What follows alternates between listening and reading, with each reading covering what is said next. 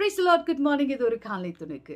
நம்ம வாழ்க்கையில ஏதாவது ஒரு பெரிய டிசிஷன் நம்ம எடுக்கிறோம் அப்படின்னா, நம்ம பேசிக்கலா என்ன பண்ணுவோம்னா, சில ஆட்கள் அந்த ஃபீல்ட்ல சம்மந்தப்பட்டவர்கள, ஒரு மூத்தவங்கள ஒரு சஜஷன் கேட்போம். சஜஷன் கேட்கறது மாத்திரம் இல்லாம, அவங்களுடைய கவுன்சிலிங், அட்வைஸஸ் அதெல்லாமே எவ்வளோ சக்சஸ் ரேஷியோவுக்கு நம்மள கொண்டு போகுது அப்படின்னு சொல்லி ஒரு அனாலிசிஸ் பண்ணுவோம்.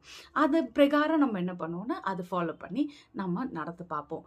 இந்த சங்கீதத்தில 32:8 சொல்லுது, நான் உனக்கு போதித்து நீ நடக்கும் வழிகளை நான் காட்டி என் கண்ணை உன்மேல் வைத்து உனக்கு ஆலோசனை சொல்லுவேன். கர்த்தர் இதை நம்மளை பார்த்து தான் சொல்றாரு.